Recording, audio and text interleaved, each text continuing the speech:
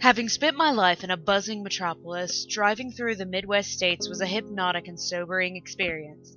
Anyone who has seen the breadbasket of America will know what I'm talking about. Fields, billions of acres of crops covering the land in waves of undulating leaves. The tame wilderness organized into rows, blocks, and circles, counting on for hours and hours, and days and days. That's one of the strangest things about driving through the Midwest. The endless ocean of cornfields birthed by man's labor seems to go on without end, but with no signs of those who created it. A car here, a small house there, a windmill, a rotting barn. It's as if some great civilization built it eons ago and then died out, leaving the living remains of their creations for you to drive past and wonder at. That's how I found myself on the evening of the last day in July, driving my red sedan along a veritable tunnel of a road cut across the cornfields. No broad highway for me. Rather, I had chosen a gravel detour which I had been promised led back to the interstate. The last few exhausting days had seen me driving nonstop across the country, but today, as the sun peaked in the sky and began its free fall back into the earth, the end of my trip drew near. Rest, relaxation, and who the fuck knows, maybe even fun may lay at my feet. The only thing separating me from my goal was a mile more of gravel road and a few insignificant minutes on the freeway. Unfortunately, my car was having a little trouble navigating the tiny country road. The assholes at the gas station had promised a worn but perfectly passable route, but a few miles in it became increasingly evident that neither description fit this sorry excuse for a road. Still, the anxiety didn't really sink in until the gravel path degenerated into a dusty path, and then into more ruts on the ground. As the weeds growing between the tire tracks began to hit the underside of my car, I briefly grappled with the idea of turning around and taking the more traditional, albeit longer, paved route. But soon that bitch's stubbornness got her way, and I plowed on forwards against the rising weeds and deepening dark. As the sun kissed its lower lip to the crest of the earth, I stopped the car. My journey had come to an abrupt halt. The road, barely discernible among the vegetation and barely wide enough for the car, had ended. Stopped, right in the middle of a field of corn. Apparently this was the literal road to nowhere. I cursed the hicks back at the pump and save, who had given me these shit directions, and considered my option, actually. The only action now was to return down the path I had so painfully traveled and then take the long paved road all the way around. Holding my breath, I tried to stifle a headache and several curse words running through my brain. That's when I heard that sweet sound. The unmistakable mating cry of a Harley tearing down a highway at full speed. Evidently, the interstate was straight ahead and only a few hundred yards away. I felt some guilt for what I was planning, but stubbornness' sister, adventure and lethargy, convinced me that mowing down several hundred feet of some farmer's corn harvest was worth not spending more hours on the road. I wasn't sure if a sedan could hold up to such punishment, but my car handled it like a pro, crushing and pulverizing the green stalks as they bent away and under the bumper. A couple of minutes and bam! I was through, back out into the dim evening light. I laughed and flipped the wiper blades to clean all the cream shrapnel covering my windshield. I stopped mid-laugh. This was a road, but definitely not the highway. A two-lane paved black road ran in a perfectly straight line off into the darkness, disappearing into the evening light. I cursed the assholes at the gas station again and prepared to bash my way back to the dirt path. But turning around, the beautiful hole I punched in through the field was gone. A wall of corn, not row to row, but stalk to stalk, stood in front of me, and I realized with a sinking heart that there was no way I could find the dirt path again in that solid block of green. Once again, I weighed my options. Just two now. Left or right? I headed what I figured was due south and hoped this road linked up to the highway I so desperately strove. Miles and miles I traveled. No change in scenery. Miles and miles of cornfields, pressing in on the car, enveloping me in the gloom of early night. No other cars, no other sounds, no radio reception. I stopped a few times at first listening for the signs of a busy highway, and later just listening for anything at all. Anything beyond my own breathing. Nothing. Nothing but the crickets gently chirping to each other across the ocean of waving stalks. More driving. The crickets faded away, and only the occasional shrill whine of a cicada cried out into the night. More driving. Low on gas. More driving. The moon peers over the tufts of corn and lifts itself into the sky, transforming the light into monochrome. Transforming the land into monochrome. Draining away color. More driving. Very fucking low on gas. More driving. Nothing but corn, corn, corn fucking everywhere. More driving. Barn? A barn. Aglow from the light of the moon, it appears like a ship in the sea, a dark but welcome shape rising above the monotonous and oppressive landscape. With a mixture of relief and apprehension, I continue down the road. One turn, a short driveway, and I'm there, parking at the bottom of the sloping hill that leads up to its moonlit roof. It's built in an old wooden style, high, gabled with heavy oak doors. Looks old, like not just the normal, oh look, it's an old barn, kids. Old, but really old, like it hadn't been looked upon, much less opened, in hundreds of years.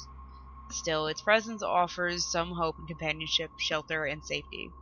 Getting out of the car, I walk up the path to the front doors. Interestingly, the grass all around the barn, a meadow extending about 50 yards, is clearly meticulously cut and groomed. Also, the path up to the barn has been worn smooth, like some large machine has routinely pounded up and down, polishing and flattening the path. Striding up to the door, I knock. Knock again. I give it several minutes, but apparently no one is living inside. I open the doors and walk in. I was right. The stench hit me first. It was powerful, like a left hook right on the nose. Seedy and cloying and sour. It was like being dunked headfirst into a porta-potty. I retch, struggling to force fresh air down into my lungs. But as my eyes adjust and the stench escapes into the cool night breeze, the horror begins. The barn is full of corpses. Dead bodies lying on tables, hang from the walls and sit piled in great heaps into the corners. Green with rot, their open eyes are grinning, their decayed eyes staring emptily about the barn. The world starts to spin around, my knees buckle, and my breath escapes once more. Hundreds of bodies. Some are still fresh, crumpled, spread eagle in the corners of the barn, huge red ringed gashes covering their bodies, wounds that look like splashes of lipstick applied to their pale, naked forms. Older, rotten corpses lay out flat onto slabs of stone and wooden tables and hung from the walls, cut open and divided in a grotesquely methodical pattern. Their heart was placed carefully near the head, tongue cut out, various organs lying discarded and piled onto the floor below, and their intestines bunched up and knotted like a nightmarish bouquet of flowers. Further into the barn lay the bits and pieces, brown, dried hunks of what used to be heads, arms, and torsos, and crates. Giant wooden boxes piled neatly along the back wall of the barn, almost innocuous but horrible. Dark stains seep from under the lid and roll down. But nothing compares to what hangs from the ceiling. A fraying rope stretches down from the rafters.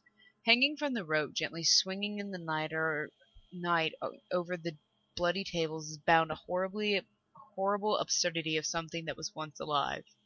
It resembles the victim of some terrible holocaust, its skin shriveled tight against its chest and belly, the arms unnaturally long and thin, hog-tied behind its back. Its hands and feet are enormous, ending in gnarled fingers, a foot long, a jagged yellow nail at the tip of each one. Its head, a burlap sack, has been tied around its neck, completely covering the corpse's feature.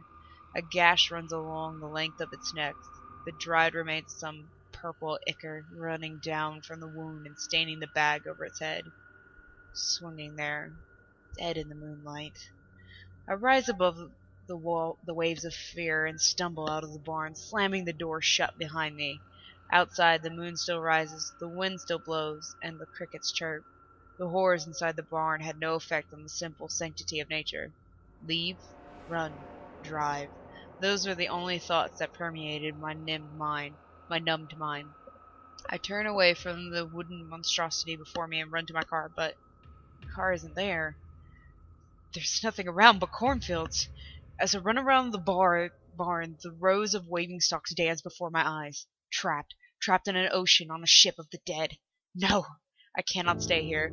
I break for the fields of corn, the terrors behind chasing me heedlessly into the unknown ahead. As I hit the edge of the corn stalks, my courage fails me. I cannot go ahead, and I cannot go back. I stand there, shrouded by the complete silence. A light breeze tousles my hair as I stand motionless and frozen. Gently, the field of corn sways in place. The wind picks up. Then the wind really begins to pick up. The corn stalks begin to march back and forth in what is quickly becoming a maelstrom. The wind whips my face and tears across my arms. It reaches down my throat, pulling my scream out and missing it with the surrounding chaos. Rain! It's suddenly raining, a torrent, a solid sheet of water falling down from the heavens, knocking me off my feet, churning the solid ground into liquid. Lightning! Thunder! Arcs of electricity fly before my face, striking and touching the ground at my feet. I run back to the only shelter there is, all my fear forgotten in the struggle to survive this onslaught from above. I have barricaded myself in the barn. I'm shrouded in perfect darkness, except for the pulses of lightning that glint off the outlines of the dead. This is past fear. I'm petrified, crouching against the bolted oak doors, the rain hammering, a machine gun fire behind me, trying to bash its way in.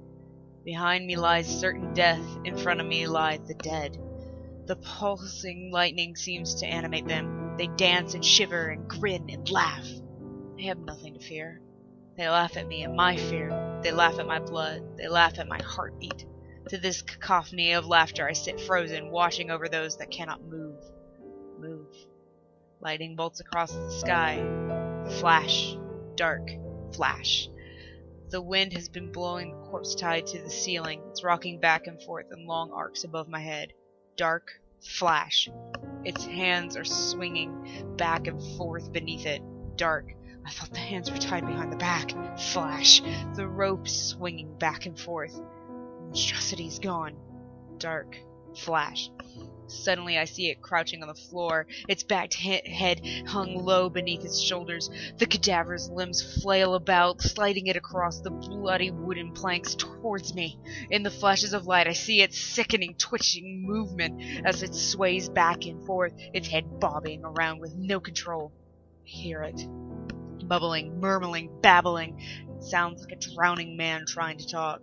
It howls and gurgles and sputters and screams. Intangible. No pattern, no sense. It twitches, screaming across the floor as I lay frozen against the wall, watching the movement in the throbbing light. Flash. Dark. I hear its blithering in my ear. Dark. I feel its ragged breathing. Dark. Burlap brushes my face. Flash. I run out the door and across the churning mud. The rain throws me down into the muck again and again. A guttural snarl, and it's after me. On all fours, it leaps and twitches and gurgles and screams as it chases me into the corn. Knocking aside the stalks, I stagger into the pitch blackness. I run and run. Unseen things tear at me. Is it the leaves, or has the beast caught up? I run and run. I run and trip. I tripped on a root, or did it grab me by my ankles? I run and run and run, oblivious to the darkness, to my fear, to my aching lungs. And then it catches me. Long nails. No. Talons. Gangrenous and yellow tear into my shoulder and hold me back. I stumble and fall. I'm going to die. I can feel its breath on my face again. I can taste the death on its hidden lips. Oh, I will not die! With a yell, I rise up and grab its sallow arm, tearing its claw out of my back with a sharp flash of pain and blood. The monstrosity gibbers and yells and yelps, and I run, and I run, and I run, and I trip again. Falling down into darkness, skidding across mud and stones, almost drowning in the muck, I tumble down and down, and it all comes to a stop. I look up from the bottom of the ditch and realize I'm out of the cornfield. I'm at the road. The rain has gone away, the wind has died down. Best of all, my car is parked by the edge of the road. I waste no time in jumping in, locking the door, and starting the engine.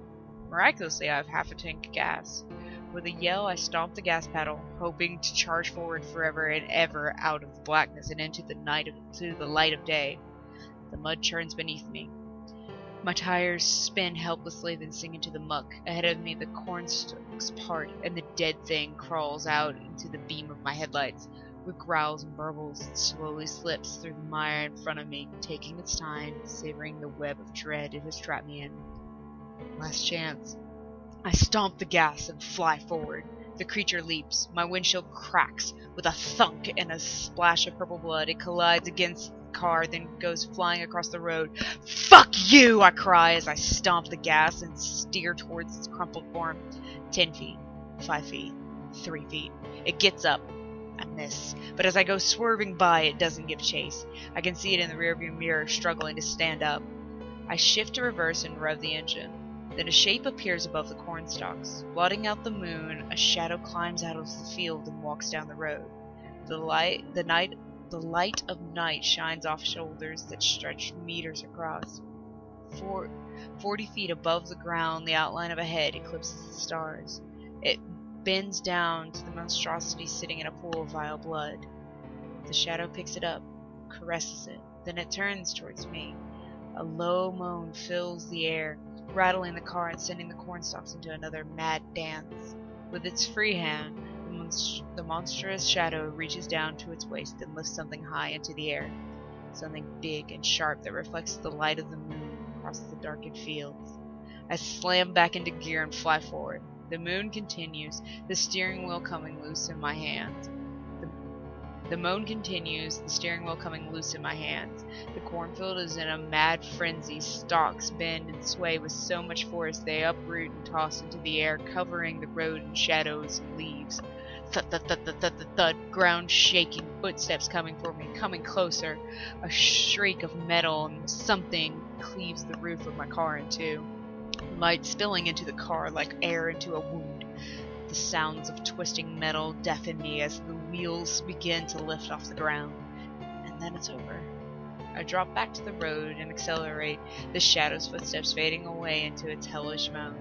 I tear down the road without abandon, the dark shape and its unearthly call fading behind me. Get it now. The horrible wolverine beast was merely a pet, a dog, a guardian of whatever nightmarish creature lives and works in the barn. It is the true master of that slaughterhouse. Although it's far behind now, that dark shadow, it looks enormous. It turns, a flash of silver bursting from its hand as it disappears back into the swaying cornfields. Pedal to the metal, 135 miles per hour, the engine roaring, the tires squealing. I fly down the road, impervious to my surroundings, to the blood flowing down my back.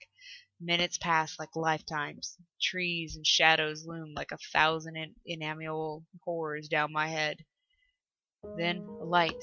More lights. A town. Not just a town. The town. The fucking place I was trying to reach so long ago. Earlier today in an earlier life. I stumble into a diner. The screaming of the waitress lulling me into dark unconsciousness. Sleepwalking, the doctors say. Here, take these pills, they say. 100 doctors, maybe more, and they all agree that I'm a head case. The cuts on my face and arms? Scratches from the sharp corn leaves. My shattered windshield? I drove into a ditch. They throw a rainbow of pills in my face to cut down on my dreams, to avoid panic attacks, to bury my sorrows in a field of manufactured happiness. I guess doctors know best. Still, there are some things they've never been able to explain. I had some tests done on the purple liquid splattered in my car. Inconclusive, all of them. Apparently it's blood, but contains things that are not blood? There isn't much to say about the straight, clean cut that runs down the length of my roof either. Nobody has been able to tell me what will cleave steel like butter. Then there are the 4 jagged wounds across my back that ooze pus and bleed, but refuse to heal. I stay in the city now. The chalky smell of concrete, the sharp smell of steel, even the bitter aroma of living humans keeps me sane. My apartment has no plants in it. I eat meat and bread. The sight of a cob of corn, or even a kernel, makes me throw up, sometimes faint.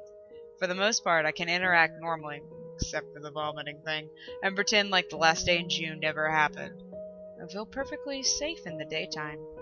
But each night when I sleep, I'm forced back to the moonlit fields where the cornstalks bend and sway with the howling wind, back to the hall of corpses where the hooded monstrosity shrieks and gibbers and twitches, back to the haunting ground of the unseen butcher whose long knives flash into the darkness.